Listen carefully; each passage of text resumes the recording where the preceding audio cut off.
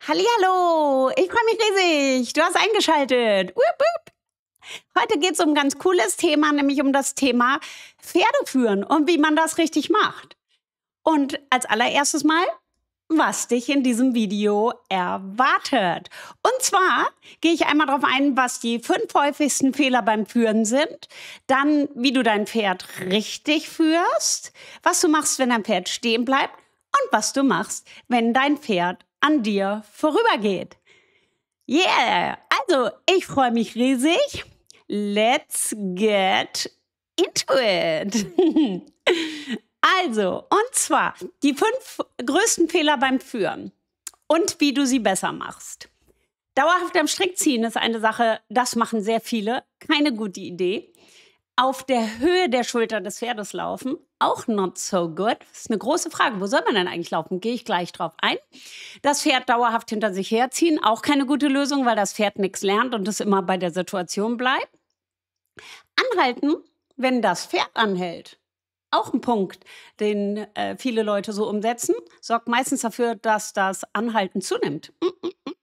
Also wollen wir aber nicht. Wir wollen das Pferd schön neben uns führen. Der 5. Fehler, das Pferd hinter seinem eigenen Rücken gehen lassen.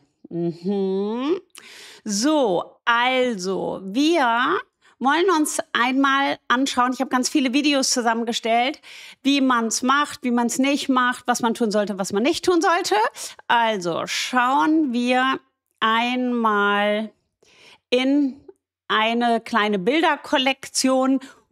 Bisschen wild, aber das wollen wir alles nicht. Aber da müssen wir auch einmal kurz zeigen, dass man weiß, was man richtig machen soll. Dafür muss man auch wissen, wie es aussieht, was man nicht machen sollte. Also einmal, wenn das Pferd hier an einem vorbeirennt, keine gute Idee.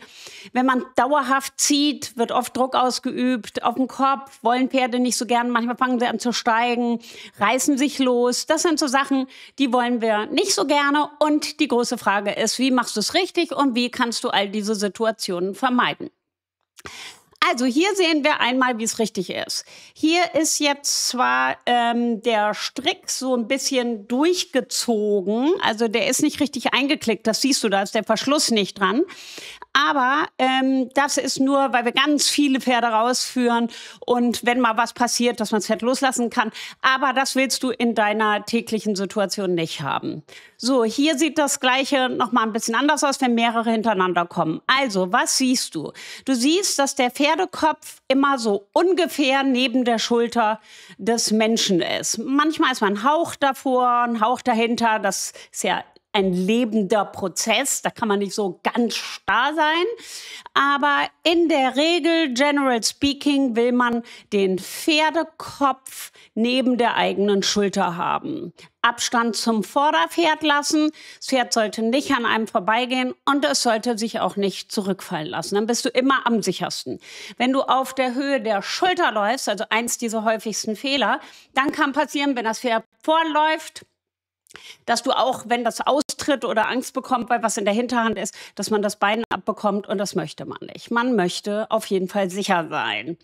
So, hier siehst du jetzt, das sind junge Pferde, die sind noch nicht so lange führbar, aber ist egal, wie man die dann reinführt. Du hast also so einen gewissen Kontakt immer zum Pferdekopf, so dass du das nicht zu lang hast, diesen Strick. Also immer ungefähr, ja, vielleicht einen halben Meter, vielleicht noch ein bisschen weniger, dass du, wenn das Pferd vorbeigeht, auch eben halt mal ein bisschen ziehen kannst. Hier hat man das jetzt gerade schon mal echt ganz gut gesehen, dass man, ich gehe dahin nochmal zurück in diese Szene, dass du nicht dauerhaft ziehst, sondern dass das Pferd eben halt mit dem Kopf, warte, kommt sofort, mit dem Kopf eben halt neben deiner Schulter läuft und du dir jetzt überlegen musst, ja, wie lang halte ich denn diesen Strick?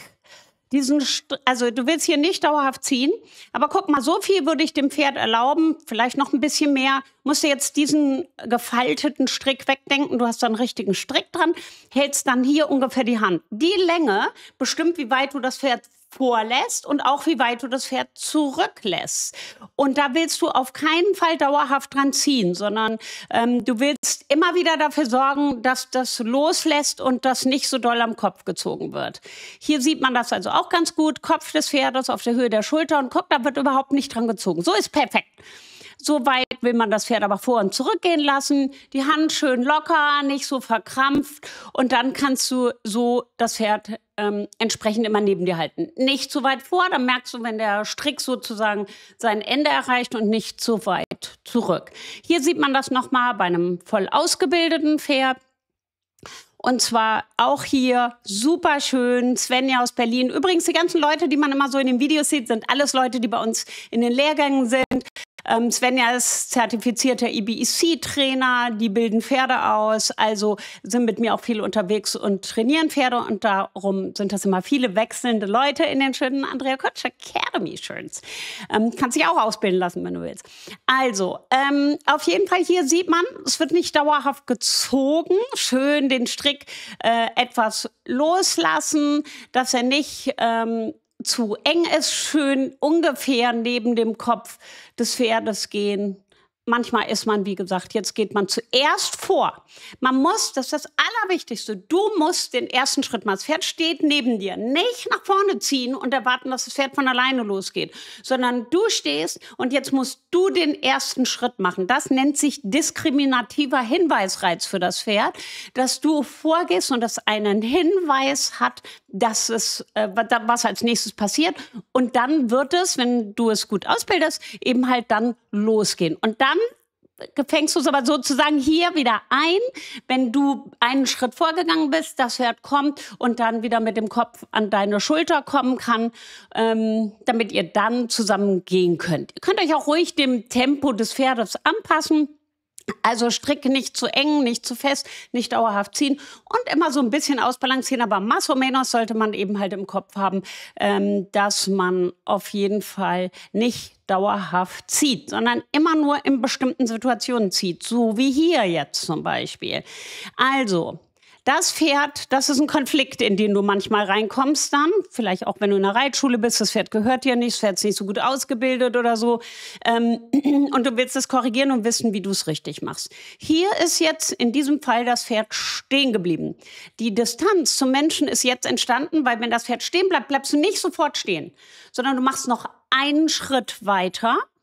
Dann zieht so, genau. Dann ziehst du am Kopf des Pferdes, bleibst dann stehen, weil du darfst nicht sofort stehen bleiben, wenn das Pferd stehen bleibt, weil dann gewöhnt sich das Pferd an oder lernt das Pferd, wenn es stehen bleibt, bleibst du auch stehen. Also denkst du, das ist die richtige Verhaltensantwort. Und um das umzudrehen, musst du eben halt das Spiel dahin umwandeln, dass es stehen bleibt und noch erfährt, dass du weitergegangen bist. Dann kommt der Zug am Halfter. Das ist auch im Sinne der negativen Verstärkung funktioniert das so. Also korrekte Anwendung der Lerntheorien habe ich bei der IBEC-Pyramide im Video zu. Kannst du da ja mal reingucken, wenn du möchtest.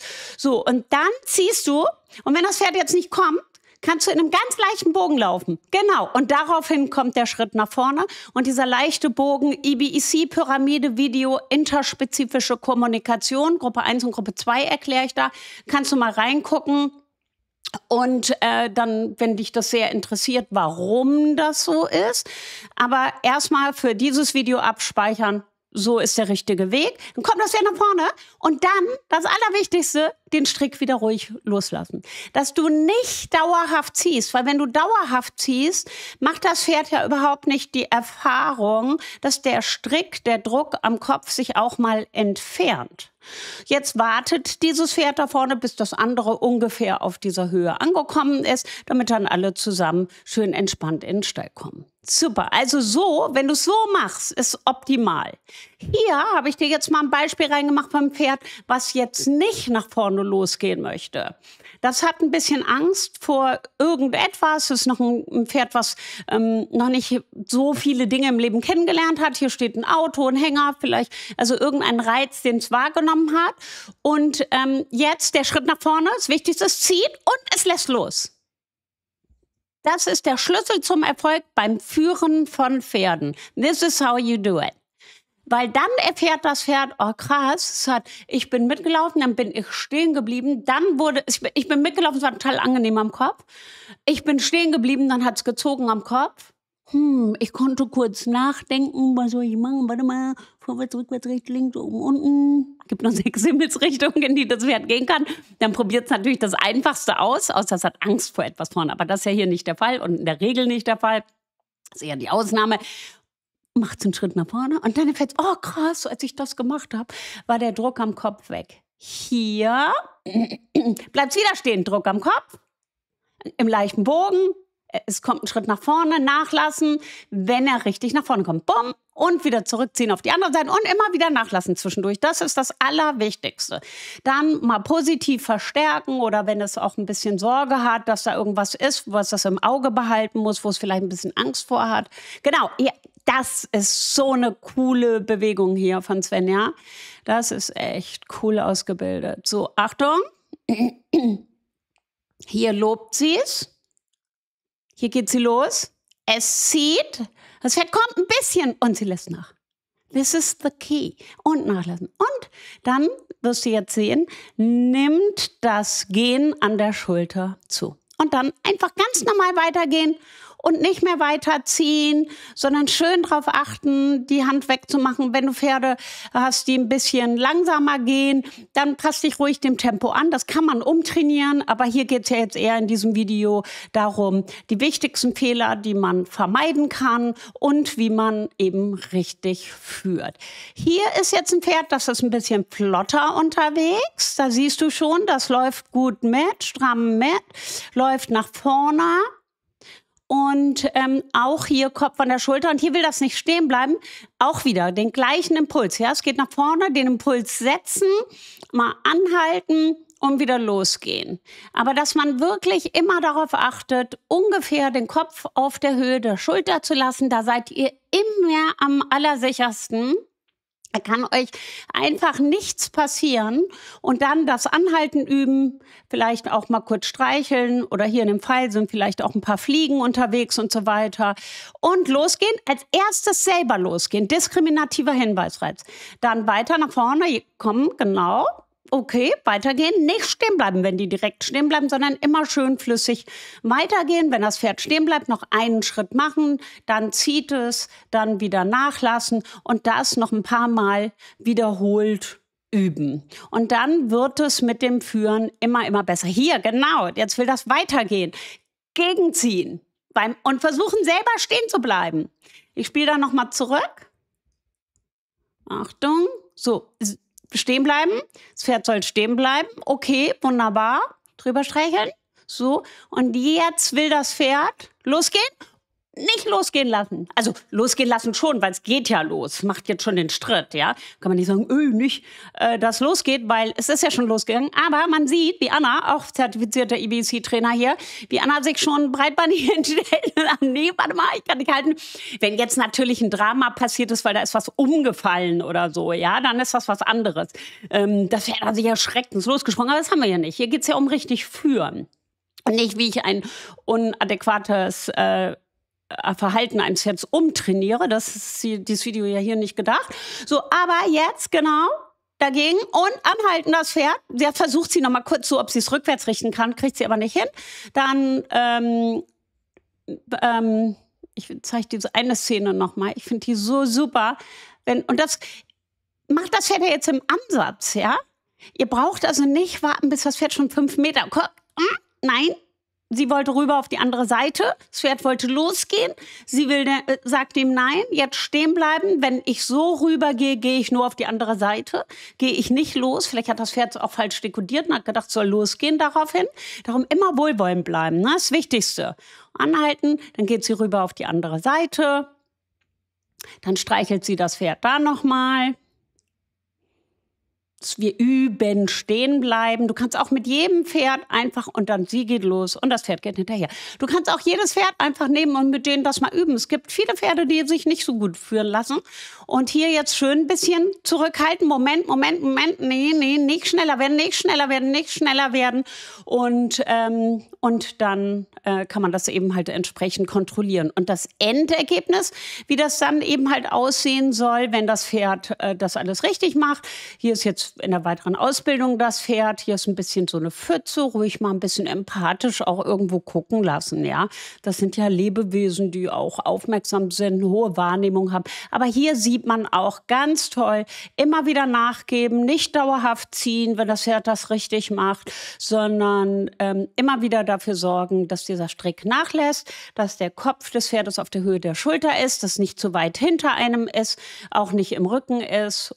Hier schön einen Schritt vorgehen und dann kann man das gut in die Box machen. In der Box schön sauber umdrehen, dass man erst sicher reingekommen ist, also nicht zu weit reingehen und irgendwo hinten in der Ecke an der Wand stehen oder so, sondern dass man eben halt wirklich das Pferd auch schon so rumgedreht hat, wenn es sich erschreckt oder so, dass man nicht in irgendeiner Form sich in eine Gefahrensituation bringt. Cool, okay, super. Also ich fasse das noch mal ganz kurz ein bisschen zusammen.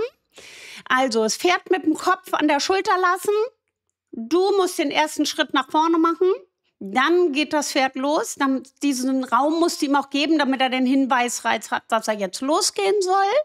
Wenn das Pferd stehen bleibt, und du wolltest nicht, dass es stehen bleibt, noch einen Schritt weitermachen, am Halfter ziehen. Wenn es kommt, unbedingt den Druck nachlassen. Im Sinne der Lerntheorien, negative Verstärkung ist das. Dazu gibt es eben halt auch schon ein Video, wie ich das schon erzählt habe. Das ist das Video der IBEC-Pyramide 3. Wenn das Pferd an dir vorbeigeht, versuchen es anzuhalten. Wenn es noch ein paar Schritte macht, ist nicht so schlimm.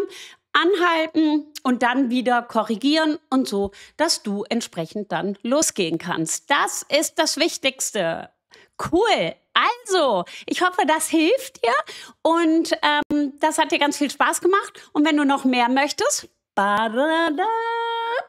hier die Hinweise. Ich freue mich.